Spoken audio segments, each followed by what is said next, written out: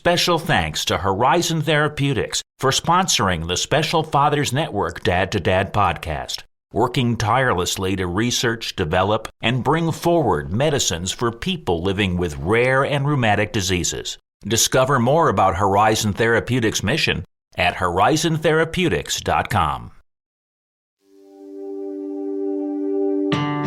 When my wife lost her first son to a UCD, and we lost another son together years later, there was nobody to talk to. There was no one to connect with. There were no other families that we could associate with, that we could relate to, that could relate to us. So we decided that it would be good to start a group to bring families together. So we started a Facebook group, and it grew. And from that, my husband and I decided that we needed to do more. So we created a 501c3 foundation with the help of Global Genes. We named the organization Connecting Families UCD Foundation because that's what we do. We connect families. That's our guest this week, Mike Deleon, an aviation and space professional. Mike and his wife Robin had to endure the worst nightmare of a parent, the death of a child. Their son Michael passed away in 2000 at age 3 months. It was the second child Robin had lost to a condition called Urea Cycle Disorder, or UCD. We'll hear how Robin and Mike were able to turn this negative into something positive, forming the UCD Foundation, Connecting Families. It's a rich, heartbreaking, heartwarming story that you'll hear on this Special Fathers Network Dad to Dad podcast. Say hello now to our host, David Hirsch. Hi, and thanks for listening to the Dad to Dad podcast, Fathers Mentoring Fathers of Children with Special Needs, presented by the Special Fathers Network. The Special Fathers Network is a dad-to-dad mentoring program for fathers raising children with special needs. Through our personalized matching process, new fathers with special needs children connect with mentor fathers in a similar situation. It's a great way for dads to support dads. To find out more, go to 21stcenturydads.org. And if you're a dad looking for help or would like to offer help, we'd be honored to have you join our closed Facebook group. Please go to facebook.com/groups and search Dad to Dad. So let's hear now this conversation between David Hirsch and Mike Deleon. I'm thrilled to be talking today with Mike Deleon of Pasco, Washington, who has an aviation and aerospace background, the father of 4, 2 of who have been impacted by Urea Cycle Disorder, or UCD, and he's the co-founder of the Connecting Families UCD Foundation. Michael, thank you for taking the time to do a podcast interview for the Special Fathers Network. Oh, thank you so much. It's great to be here. You and your wife, Robin, have been married for 23 years, and between you are the proud parents of 9, including 5 from Robin's first marriage, 2 from your first marriage, and you've also had 2 children with Robin. Sadly, your son Michael, diagnosed with UCD, passed away in 2000 at age 3 months, and your daughter Ariella, who is 19, was also diagnosed with UCD. Let's start with some background. Where did you grow up? Tell me something about your family. So I grew up in a little town not far from where I'm living now called Othello, Washington. I guess it's a typical story. Mother and father divorced. I was fairly young. Got tossed around back and forth a lot between mom and dad, lived with grandparents for many, many years. Mom struggled, financially. And so, thank God for grandma and grandpa. And they were really the strong parental figures in my life. So bounced around quite a bit. So I've lived all over. So while I was born there, I've lived all over the country. So. Okay. And when you were growing up, did you have any siblings? I did. I had a sister. We weren't together too long. We're 2 years apart. And by the time I was 6, I believe I was about 6, I got sent to live with my father. And so, we didn't really grow up too much together. But, we got to see each other from time to time when I would come back either this way or, big family events, that kind of stuff. Got it. So out of curiosity, what did your dad do for a living? So my dad was in the Marine Corps. He served, I think, over in Okinawa during the tail end of Vietnam. He was part of an F-4 Phantom program over there. He worked on jets in the military. I just thought that was so cool, when we finally did get to spend some time together. Because when I was really young, like I said, I was with my mother. I didn't really get to see my dad for the first time until I was probably about 6 or 7 years old. And then, kind of growing up with him, for a few years after that, he was into aviation, and, it just really sparked something in me. So. And out of curiosity, how would you describe your relationship with your dad? Oh, gosh, how much time do you have? The Reader's Digest version, please. Yeah, my father and I had a really rough relationship. He wasn't around much when I was really young. And then when, my mother and father worked out some arrangement, which I'm still not really fully familiar with, for me to go live with him when I was about 7 years old. We were kind of thrown together, and so we had to work through a lot of the stuff that we had to get to know each other. And so my dad when he was in the Marine Corps, it was, he was that Marine. He had the attitude, and it's still, I think it just stuck with him for the rest of his life. And he was pretty rough. He was pretty tough, but he was very disciplined. And yeah, I guess the typical story is you could ask anybody this question about their Marine dad growing up, and depending on what age you ask that kid that question, it could be horrible. But I'm older now, and I'm almost 52, and looking back, he taught me a lot, and there was a lot of lessons to be learned. Maybe not all of them intentional, but in retrospect, that's just kind of how life works. And so, no regrets, just a lot of good valuable lessons in there. So the image that comes to mind when somebody mentions that their dad was in the Marine and somebody of your dad's era is that they're sort of black and white, right? There is a way to do things, right? They were probably disciplined themselves as they were coming up in the Marines, and there's a lot of rigidity. And with that in mind, I'm wondering, were there any lessons that you learned, maybe something you've tried to incorporate into your own fathering that you took away from your dad? Yeah. I really like the way you put that. I think the rigidity, the lack of flexibility, only because it was kind of beat into you or trained into you, I get that from him. I get that, and I get why he was like that. But I think that was part of the one of the biggest issues with our relationship. Things weren't always black and white, especially in relationships, and especially with a son and a father that are just starting out together, after the child's 7 years old. All of life, especially some of the things in relationships, aren't that rigid. There's got to be some flexibility and some fluidity in there. And if there's none of that, then, I think that's probably what I struggled with the most with him, was just, trying to navigate when I could be flexible, or when to approach him in a flexible, kind of a sentimental, more, compassionate way. Or, I'm not sure if I'm explaining this right, but, my dad had a method of doing things, and it was like, okay, step 1, step 2, step 3, this is how you get this done, blah, blah, blah. Got it. And on that, he was always on point. But when it came to matters of the heart, it was like, well, I think we need to get some gray area in here. And I think the fact that there wasn't much with him, it made things really hard. Okay, fair enough. Well, I hope I'm not stepping on a third rail, but I remember in a prior conversation, you mentioned that you didn't finish high school.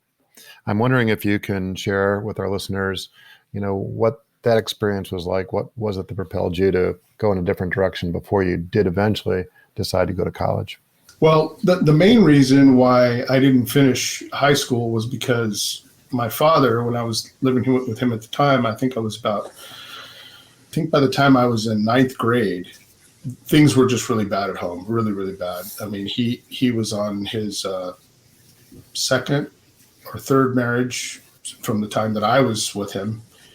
Just a lot of problems with, his wife and my stepmother, and he was going through a hard time. They had their issues, and they were definitely some really bad times. There were some times when, my dad started drinking, and I don't know, I wouldn't say he was completely out of control, but he was definitely emotionally pretty messed up inside. So, he would come home and take it out on me or take it out on her. And, it just would depend. I lived for a long time worried. I wouldn't say it was in fear for my life, you know what I mean? But I definitely would dread when I heard his car pull up. I would be worried because I didn't know what to expect. And that was my dad. He just didn't know what to expect, and so because of that, it was hard for me to have stability. And I ran away from home several times before I ended up just leaving my dad for good. And he always hated it when it happened, because I think he took it personally, and he would always come looking for me, try to find me. And looking back now, I appreciate that, but there was something definitely there, that everything in me that was telling me inside to, this just wasn't working. And so I needed to find a way to just have some stability in my life. And that's why I didn't finish high school. So it would be years later, that things would settle down for me, and, I'd finally get some stability. And, I did go back to college. So you went to college, and my recollection was that you got into the world of aviation and aerospace. And I'm wondering what your experience was there. It was good. I mean, I really enjoyed it, so one thing about my dad's side of the family is generations of, mechanics, and just really mechanically inclined men in the family. They just, they were men's men. They loved race cars, and they loved motors, and they loved engines, and they were motorheads. I mean, our families were immigrants, and they just completely adopted the Americana way, and they got into engines and their friends in high school, and very American, that's just the way it was. I mean, they were very successful. Every one of my uncles had his own business or ran his own business, or the oldest son of them all, at one point, he owned, I would say a good chunk of Main Street down in Othello. He had a fleet of trucks. He had a restaurant. He owned a gas station with a service station for all the semis in there. Next door to that, he had a bowling alley. Next door to that, he had another restaurant. Next door to that, he had a hotel down the street and some properties down. You know what I mean? So very, very driven, very ambitious family. My dad came from that, and I think that just kind of rubbed off on me. Yeah, well, thanks for sharing. I appreciate your authenticity. So out of curiosity, how did you and Robin meet? We met through a friend that I had. Well, I knew somebody that I used to work with. When I was younger, I was mechanically inclined, so I used to work at a packing plant, and I had a friend there, a really good friend of mine. I mean, we used to work out together and hang out together, and I was working at Miami International over there, and about 3 months after I left, I get this phone call. And it's his wife, and she's telling me that they're going through a hard time, and that, she wanted me to talk to him because, we were friends. And so I talked to him, got on the phone with him, and he just wasn't having it. I did what I could to try and talk to him, but eventually they got divorced. It would be several months later that I came back to Washington from Florida, and I ran into her, and we just started talking, and then we started talking about the mess that was going on, and the kids, and they were little, and so I don't know, we just hit it off, and one thing would led to another, and that was that. So just to be clear, the woman in the story is Robin. That's who you're saying. That's right. That's Robin. Okay, that's fabulous. Okay, well, thank you for sharing. You prefaced it by saying it's sort of a long and sort of an unusual story. Yeah, but it's a good one. So thank you for sharing.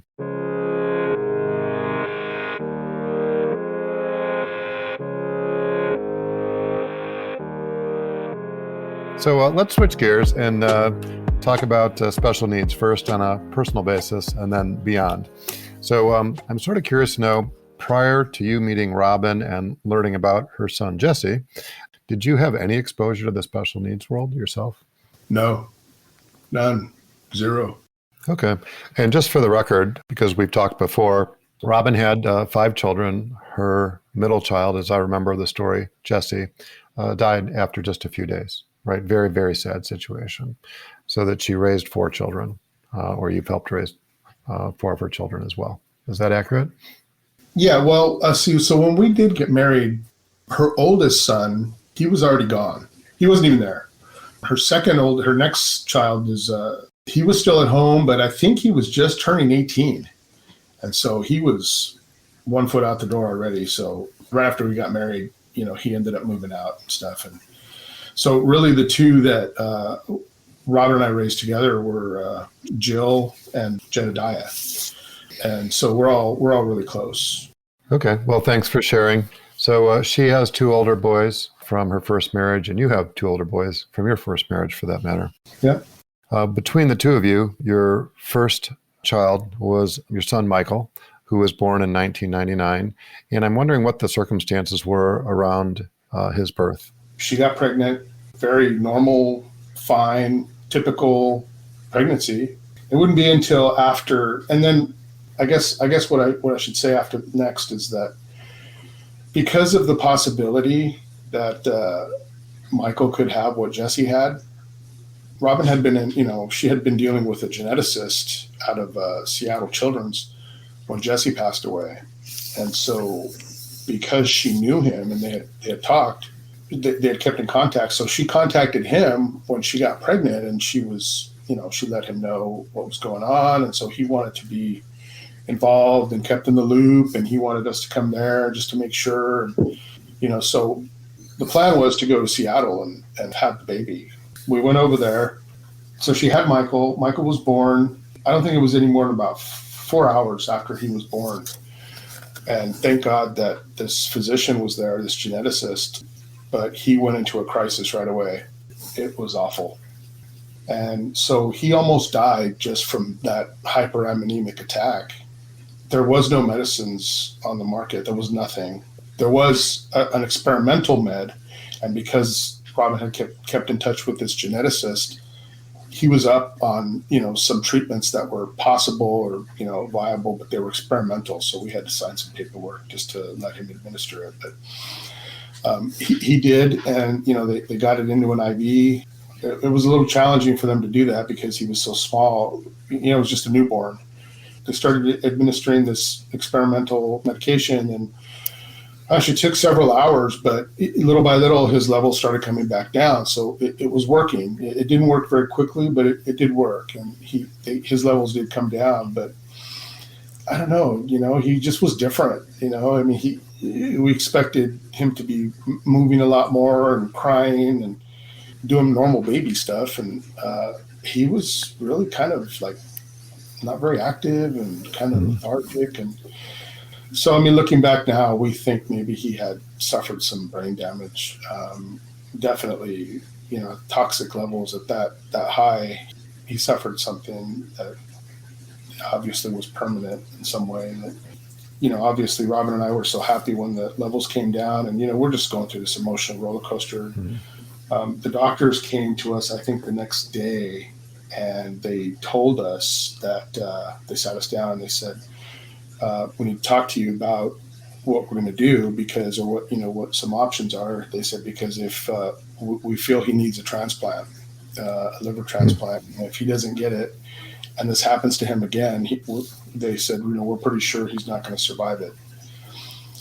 So really, when you hear something like that, that didn't sound like an option to me. I didn't hear a question in there.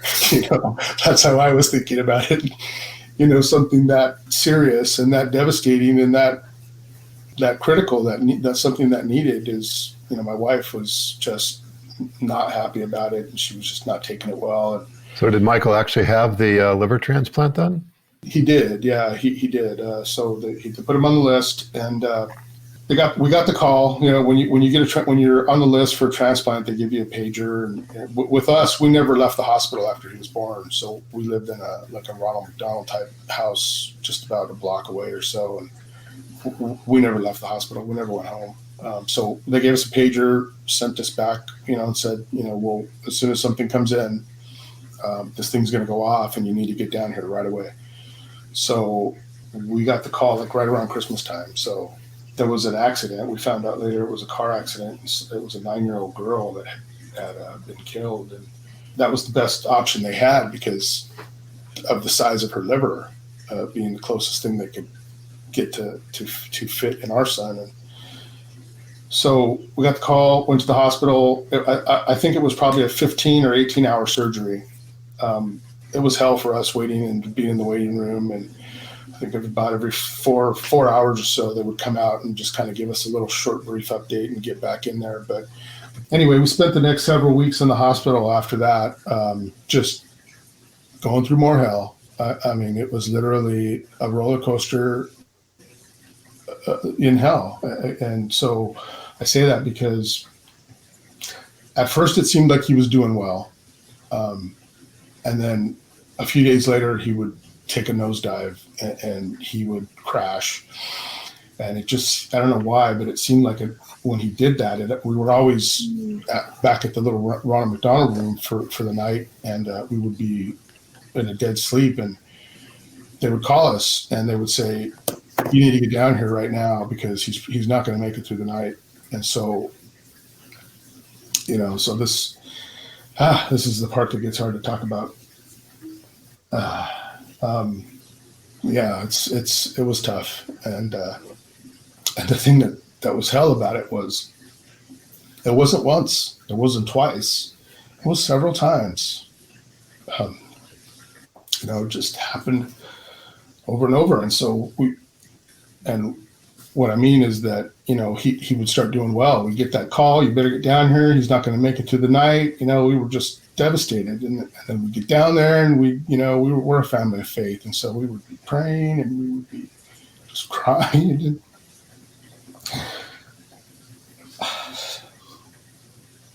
And then he would do better. It was such a puzzle. It was so confusing, and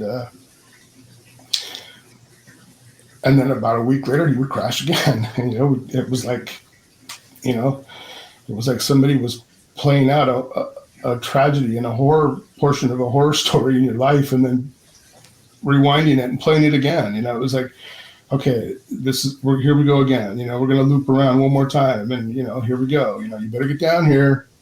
Because he's not going to make it through the night. And then it was like, oh gosh. And then he would get better. And so it was just the last time, I think it was the third or fourth time, I forget, but it was the worst one. And they couldn't find a vein because of the transplant. He was so bloated. He was so filled. There was like edema everywhere. It was awful. And because he had crashed so many times, they had to find veins, a new vein, to find a way to give him some more medicine or do some kind of treatment. And the last time they had to do some kind of surgery in his leg, in his foot. They had to cut him open and do a line in there, and and I think it didn't work, and they had to go into his chest, and so it was awful. They were just slicing him up, and it was bad. So it wasn't long after that we went back to the Ronald McDonald House, and again he pulled out of that one. He seemed to start stabilizing. We went back to the Ronald McDonald House, and it was just a couple of days after that. We've been back to see him since, and of course we're close by, but they did approach us again, and they said, the only thing that's keeping him alive are the machines, and so we had to make a decision. And, we're, like I said, we're a family of faith, and, we just didn't want, the hardest thing we were going to have to live with, I think, well, for me anyway, was being the one to say, okay, turn the machine off. But I don't know. I mean, I think sometimes prayers get answered, and we walked into the room that day on the scheduled day to do it, and we knew we had to do it, and I had to tough through it. It had to be done, and if he's not there, he's not there. If it's a machine keeping him alive, then that's not being alive, and so I picked him up. I got to hold him one more time. My wife got to hold him one more time, and she handed him back to me, and I just picked him up, and I looked outside, and it was the strangest thing. It was just like this group of doves had flown up in the air. It's Seattle, there's pigeons everywhere, and they're everywhere. And right out that window, there was a whole flock of them, and they were flying around outside. It was the craziest thing. And and he passed away in my arms. He died and didn't have to turn off the machine or anything else. And it just, and then, so yeah, it's a rough story. Yeah, well, thank you for sharing. It is palpable, right? The story that you were sharing, all the challenges that he had in his very short life, right? 3 months old. And my heart reaches out to you and Robin based on that experience, which took place literally 2 decades ago now. And how long was it thereafter that Robin became pregnant and then Ariella was born? So my daughter was born in 2002, 2 years later, but it was different this time. We're a little bit more prepared. She had an amniocentesis done when she could to let us know if she was for sure going to be affected. 9 months later, here she was. So I'm sort of curious to know if there were any complications surrounding Ariella's birth. One of the things that did happen was she was breech. And we were actually seeing a physician over in Long Beach. I cannot remember his first name, but his last name was Azrat.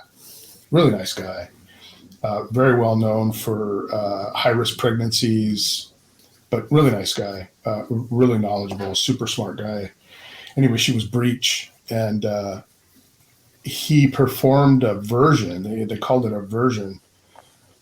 It was a success, and so we were happy about that. And other than that, nothing.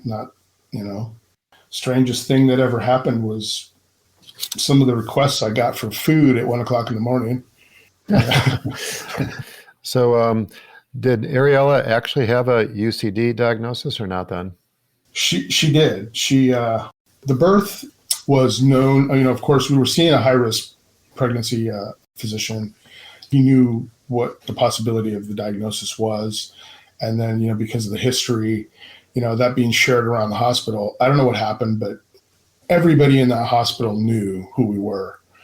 There was a lot of students there too. I mean, it was Long Beach, it was Southern California. And so I think half the kids in the UC system came, that were doing fellowships or whatever. And when Robin delivered Ariella, there was a room full of people. And it was the weirdest thing because not only that, but then we were approached by a camera crew in a TV show and they wanted to, they heard our story. And so it was like this Hollywood production thing, And when my daughter was born, one of the coolest things is that I got to deliver her, or at least they let me think I did anyway. But that was really just an amazing opportunity and experience. And I'm so glad that I got to do that. But my daughter and I have always been really close. So after she was born, nothing, no hyperammonemic attack, no episode, no crisis, no high ammonias. She was checked. We knew that the possibility of this is very real. And, we knew good and well what the consequences are. Nothing. Everything was great. Cried, she was awake, she would open her eyes, she would, all the normal stuff. And so we went home. I think it wasn't until she was about 2.5, and one of the physicians she was talking to had said, try and breastfeed her as long as it was feasible and possible. So Robin clung to that, and I think she breastfed her until she was about 3. And it wasn't until she started introducing solid foods that Ellie got sick. My daughter, we call her Ellie. Her name is Ariella, but we call her Ellie. I've always called her that. She started getting sick, and it was bad. It was really bad. It was bad, and it happened really fast. So when she realized, she needed to breastfeed her even longer because while she was on breast milk, she was doing fine. But we knew that's not sustainable. So we started seeing the doctors again. We started making, talking and having conversations with them about what we could do. And there was nothing on the market. There was no medicine, no treatment for this. And a good chunk of the treatment for this is just sugar water. It's a D10. It's a dextrose. They hang a dextrose bag, and that's really all it was. It was just D10. It was 10% dextrose. And that's what they would treat urea cycle disorders with. They still do it. And the reason for that, I think, is because of something called the protein sparing effect. Sugar will slow down or maybe even prevent you from going into catabolism. So your body's metabolism is either building up proteins, building up what it needs, or tearing it down. And that's the massive problem with the urea cycle disorder, is that tearing down of the proteins, and you've got this excess of amino acids that aren't built into proteins yet. And typically with you and I, or anybody that doesn't have a urea cycle disorder, that's what the urea cycle does. It cycles, it puts enzymes together in such a way that when it's trying to get rid of this excess nitrogen in your body, if any one of those enzymes is faulty or non-functional, it builds up as ammonia. It gets stuck in the state of ammonia, whereas you and I can convert it to urea and we pee it out. They can't do that. So it's literally ammonia in your blood, like the stuff you go buy at the hardware store or the stuff they make fertilizer out of. It's that stuff, and it's in your body and it's in your blood. And that's what my son suffered from when he had a level of 1600, was he had that stuff coursing through his body and crosses over the blood-brain barrier, and it's just devastating. It just, a lot of boys don't survive. And the ones that do, it's pretty common that they don't live very long. So as it relates to Ariella's situation, the way you described it, it showed up from a dietary standpoint initially. And I'm wondering if there's some advice that you got beyond the sugar water that has been instrumental in, her development and being able to lead as close to a typical life as possible. Well, so up until she was about 10, I keep saying that there was nothing FDA approved. There was no medicine for this. They were just using D10, and it worked. But the problem with them is the other treatments was that they were so horrible. They were so horrible to ingest orally. And just imagine having a child who's 3, 4, 5, 6, 7, 8, and her life has been nothing but drink this solvent type gasoline smelling, tasting medicine because you have to take it. So it was hell. So was there a turning point then? Starting at age 10, was there something different that transpired from a treatment standpoint or otherwise? There was a geneticist we were seeing in Southern California, and he had heard about a study that was coming up for this particular urea cycle disorder. We were just hoping and praying for the best, and gosh, I'm so glad we did that, because 2 weeks after she got on it, completely different, complete turnaround, 180-degree turnaround. She was doing well. She was doing great. My daughter was even at a point before this. She was actually diagnosed by another geneticist over in San Diego. He had written her up as a failure to thrive. She was dying. Yeah, she was dying. And it wasn't long after that that we found that physician in Southern California, and he's the one that recommended this study to us. And so we got on it, and just a 180 turnaround. It was just a miracle. It was amazing. So has she been on a much better path ever since that, from age 10 to now 19? Yes. It's been pretty much a continuation of that ever since. The thing about urea cycle disorders is having a UCD is definitely a stress on the body, and it's definitely a stress on your immune system. So it was pretty evident pretty fast that wasn't going to happen. So we ended up homeschooling her all the way through high school. Even after the trial, which was about 2 years long, my wife was on it too. She was starting to be a lot more symptomatic. So what we're finding out is there's a lot of women out there that they were labeled carriers. And this is what happened to my wife, is once she got to a certain age, and it seemed like menopause really was the real trigger, she started becoming like she was actually really, experiencing the full effect of the UCD herself. She got a lot more symptomatic, and she ended up having to go on medicine. She knew pretty young that she didn't like meat. And, back then, it was just, okay, she doesn't like meat. They didn't really force her to eat it because she kind of got sick, eating it. So that my wife just self-avoided and not really knowing why.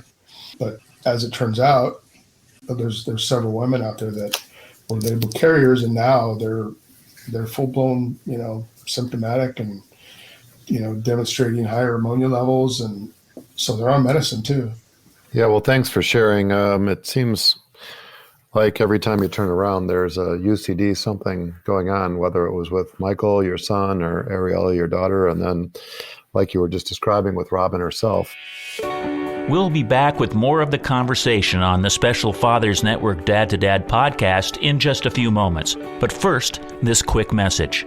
Please help 21st century dads gather research on families raising children with special needs by having them complete the Special Fathers Network Early Intervention Parents Survey. A link to the survey can be found in the show notes. As a token of our appreciation, each person, mom or dad, who completes the survey will receive a Great Dad coin. Thank you. Now, back to the conversation. I'd like to switch gears and talk about the work that you and Robin are doing in the name of the Connecting Families UCD Foundation. And I'm wondering, out of curiosity, when did the organization formally start? I think unofficially it started a few years after Michael had died. But I think the hardest thing for me when Michael died was there was no answers. And this was so rare, and it was so unexplainable and so confusing and so devastating that, I didn't know it until later, but looking back, now I think my biggest issue with it was that I didn't have anybody to talk to. I didn't have anybody to explain this to me. I had doctors telling me the physiology and the anatomy, and that's not what I needed. That stuff doesn't explain it to my heart. It doesn't explain it to my brain. And them telling me how this works and what it affects and what's going to happen. That's not helping me through it. And I think the only thing I knew at the time, not really knowing then, but now, is that I was never really going to understand it until I talked to somebody else who'd been through it. And it was so hard to find anybody at all that I thought I was the only one on the planet. We knew nobody else. And so we decided to start giving our number, name, and information to some of the physicians that we ran into, and said, please, if you find somebody or you have another patient, ask them if they're willing to talk to us. And we give them, and lo and behold, one day we got a call. It was great. So great. My wife did all the talking, but I was listening in the background, and it was just hearing somebody. I wasn't even involved in the conversation, but just hearing them talk to each other, it helped a lot. And so we spent many years doing exactly that. And we just kept finding more people, and they kept finding us. And, so unofficially we were kind of doing that kind of work, but it wasn't until about 2015 that we decided to just file for the 501c3. We had some help, and we did it. And now it's just been life-changing for us. And I know it's been really helpful and beneficial for a lot of families. One of our missions is that you can probably hear it in my voice, but it was literally just hell. I think hell would have been an upgrade.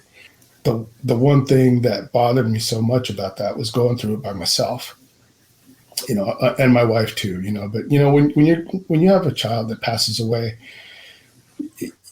mom and dad are going through two different things. The same thing happened to both of them, but the same way they're processing is not happening to both of them. And so a lot of families don't survive that. And, not that I'm trying to toot our horn over here, not at all, but believe me, our son passing away was only the beginning of one hell. The other hell was trying to figure out how we were going to stay together and manage to live our lives without,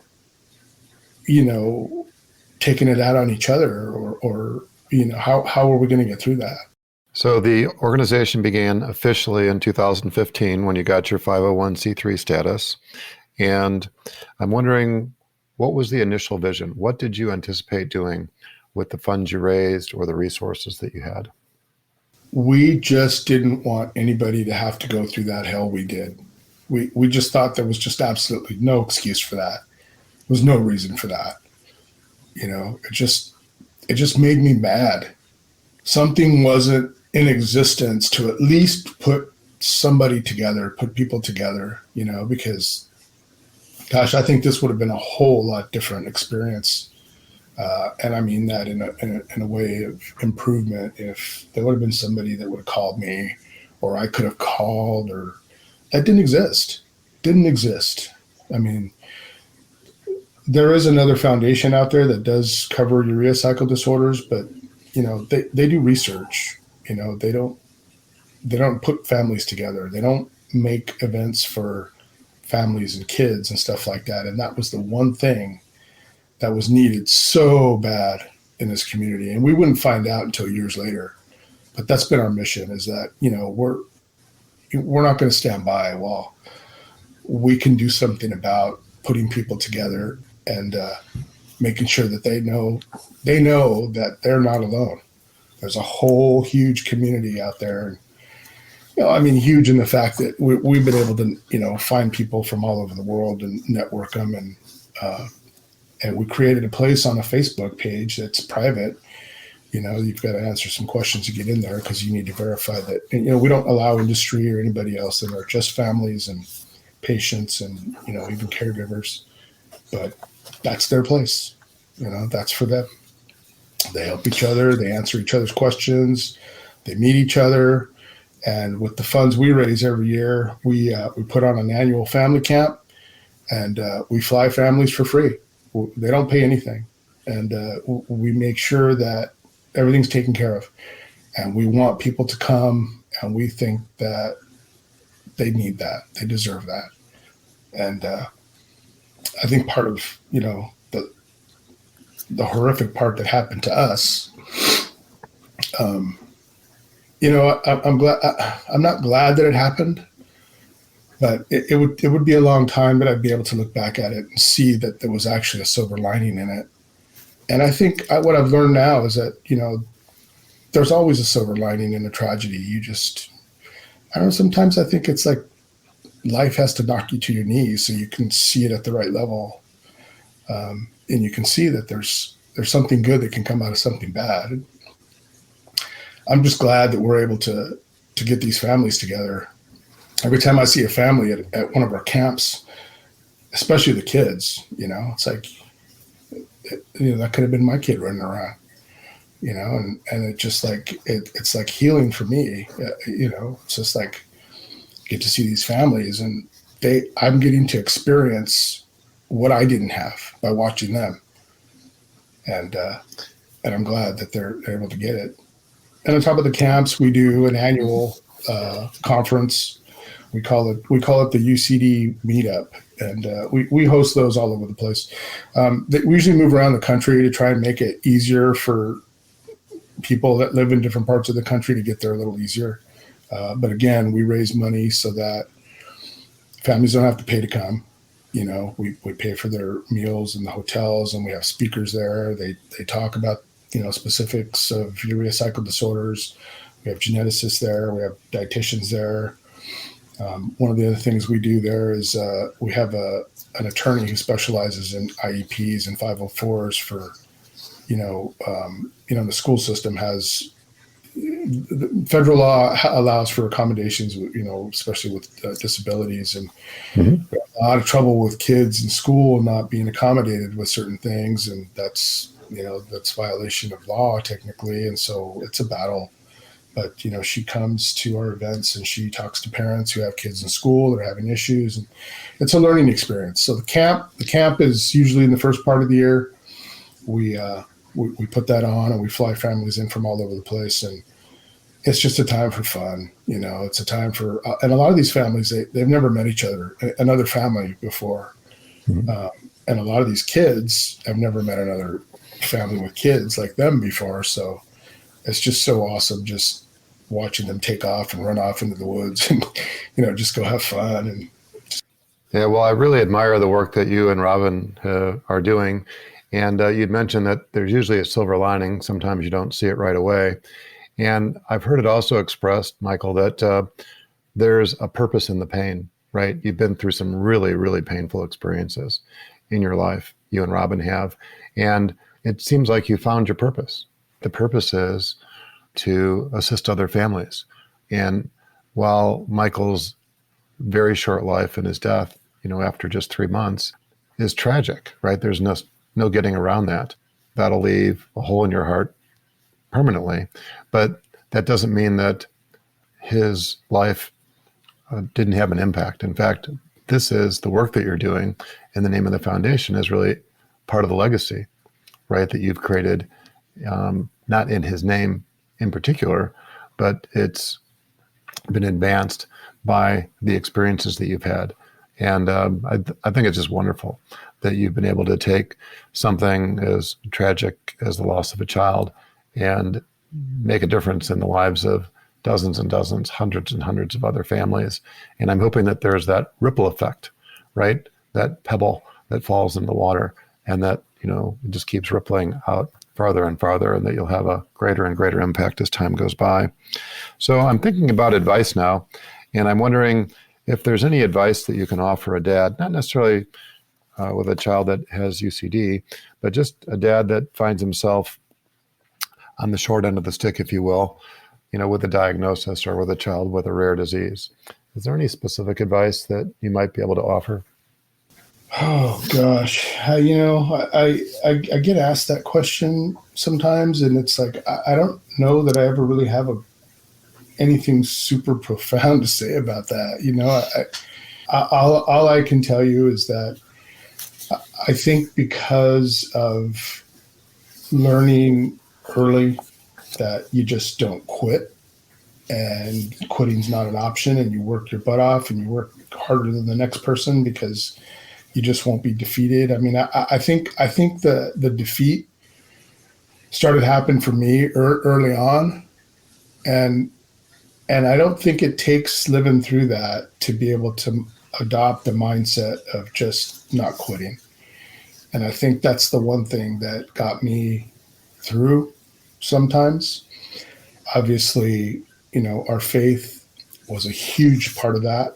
Just the reinforcement and the encouragement that I could do it, that I could keep doing it, that, God has a plan for us. And, I really believe that with all my heart.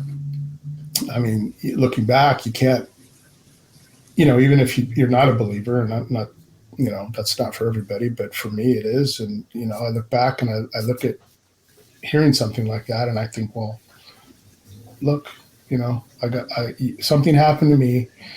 I can't explain it. I didn't deserve it. Nobody in our family deserved it. My son didn't deserve it. Robin's son didn't deserve it, and, all you can do is live your life knowing that, any day could be the last day, and you need to be prepared in advance for how you're going to deal with some of the things that are going to come at you that are going to probably knock you to your knees. And the only thing that's ever gotten me through wasn't being prepared for something you can't prepare for. It was just never quitting. Yeah, well, pearls of wisdom. You're not the first person who's mentioned that faith has played a really important role, right? Because without that, some people, wouldn't have the individual strength to persevere. So thanks for sharing. I'm wondering if there's anything else you'd like to say before we wrap up. I've had a hard time talking with other fathers out there. I get it, and I don't get what they're going through, but I have something I can share, and I'm sure something that has been my experience can help someone else. You've got a value in your experience that is like that light, that thing that I needed when I had nobody. I don't know how to describe it or what to call it, or I don't know. And I'm not that sophisticated of a person, but I guess my point is that, one of the biggest issues I have, one of the biggest things I notice is that there's a lot of dads that just don't talk. They don't share what's going on. They don't know how to articulate what they're going through. And, I think for a long time, kind of like what happened to me was it felt like a sign of weakness, like I was displaying or being vulnerable out there when I'm supposed to be the tough one and the strong one. And, none of us are immune to tragedy, and none of us are going to be ever stronger than the forces of disaster and tragedy that happen to us. So it's not like you can tough your way through that. And even your smallest experience can be so helpful for somebody else going through something, that it's that important to talk. It's that important to share. And for dads and husbands that are having a hard time, I didn't realize how much harder my time was, and the way I was dealing with it came from not having anybody to talk to. It made all the difference when I was able to find someone. And I would just encourage a lot of the dads out there, especially the ones that are hesitant, to get plugged into the right network and the right people and that have been through that. Because people that have been through stuff like this can really, really, really give you a whole different way to look at the world and things you weren't thinking about before. And some of those stories become, words of encouragement for you. And sometimes that's all you need, just to get you through another day or a week or a month. Yeah, well, it's a great insight. And it's the whole reason that we created the Special Fathers Network, this dad-to-dad mentoring program for fathers raising children with special needs. And we're thrilled to have you as part of the network, given the experience you have. And, what I admire about you is that you're very authentic, right? You reflected and you acknowledge that, you made it more difficult for yourself by isolating yourself or not communicating. And now you've done a 180, and you're the one that's helping others open up and communicate. So I think it's beautiful. So let's give a special shout out to our mutual friend, BJ Viao at Horizon Therapeutics, for making the introduction. BJ View. Hey, BJ. And also like to say hi to Tom D'Amato.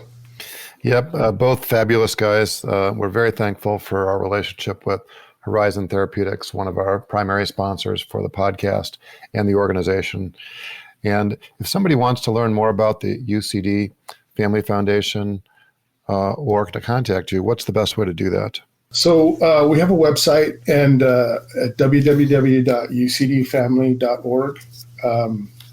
We've got different resources up there. You can learn about us. You can learn about what a Urea Cycle Disorder is.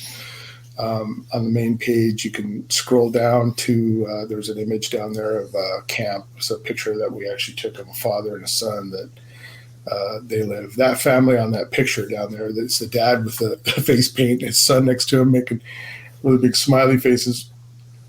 That family lives with 4 affected in one family.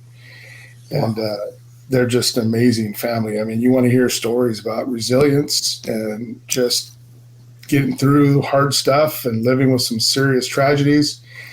There's some families in there that would make what my story look like nothing. I mean, just a low level, tragedy compared to theirs. But there's a video on there. If you click on that, you can watch our video about camp, and you can learn pretty much anything. Our contact information's on there, and so I would just encourage people, if they're interested, to go there. Excellent. We'll be sure to include that all in the show notes. And I did watch that video. It's very moving. And that dad with the painted face, well, the whole family had painted faces for that matter, was very, very moving. So, Michael, thank you for taking the time and many insights. As a reminder, Michael is just one of the dads who's part of the Special Fathers Network, a mentoring program for fathers raising a child with special needs. If you'd like to be a mentor father or are seeking advice from a mentor father with a similar situation to your own, please go to 21stcenturydads.org. Thank you for listening to the latest episode of the Special Fathers Network Dad to Dad podcast. I hope you enjoyed the conversation as much as I did. As you probably know, the 21st Century Dads Foundation is a 501c3 not-for-profit organization, which means we need your help to keep our content free to all concerned. Would you please consider making a tax-deductible contribution? I would really appreciate your support. Michael, thanks again. Yeah, thank you so much for having me. It was great being here today. And thank you for listening to the Special Fathers Network Dad to Dad podcast. The Special Fathers Network is a dad-to-dad mentoring program for fathers raising children with special needs. Through our personalized matching process, new fathers with special needs children match up with mentor fathers in a similar situation. It's a great way for dads to support other dads. To find out more, go to 21stcenturydads.org. And if you're a dad looking for help or would like to offer help, we would be honored to have you join our closed Facebook group. Please go to facebook.com/groups and search Dad to Dad. Lastly, we're always looking to share interesting stories. If you'd like to share your story or know of a compelling story, please send an email to david@21stcenturydads.org. The Special Fathers Network Dad to Dad podcast was produced by me, Tom Couch. Thanks again to Horizon Therapeutics, who believe that science and compassion must work together to transform lives. That's why they work tirelessly to research, develop, and bring forward medicines for people living with rare and rheumatic diseases. Discover more about Horizon Therapeutics at horizontherapeutics.com.